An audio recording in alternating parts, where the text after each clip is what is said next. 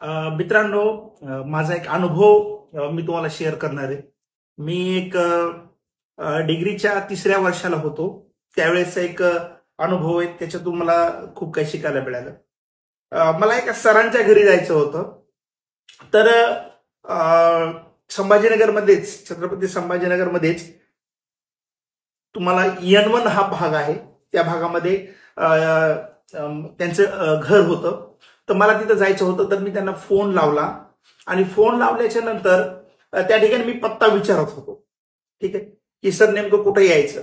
तर त्यांनी मला ऍड्रेस जो सांगितला, ज्या स्टाईलने ऍड्रेस सांगितला, त्याच्यामध्ये त्यांनी एक असं वाक्य वापरलं. ते वाक्य आज पण माझ्या लक्षात, आज पण वाक्य माझ्या लक्षात आहे. ते माझ्या मनाला एकदम लागून गेलं. ते वाक्य मला ते खूपच आवडलं वाक्य. ते तुम्हाला मी सांगतो. तर त्यांनी सांगितलं की गणपती मंदिर आहे. मी म्हणलो हो सर. गणपती मंदिराकडे तोंड करून उभा राहायचं आणि गणपती मंदिराकडे तोंड करून उभा राहिल्याच्या नंतर उजव्या हाताला पुढे जायचं, वळायचं. ओके, उजव्या हाताला गणपती मंदिराकडे तोंड करून उभा राहिलं, उजव्या हाताला पुढे जायचं.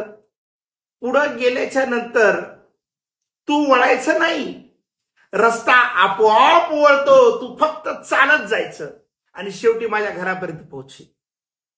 म्हणजे मला ते वाक्य एवढं आवडलं की एकदा मार्गाला लागल्याच्या नंतर, मी त्याच्यातून अनुभव घेतला, मार्गाला लागल्याच्या नंतर कधी कधी आपण वळायचं नसतं, रस्ता आपोआप आपल्या ध्येयाकडे आपल्याला घेऊन जात असतो.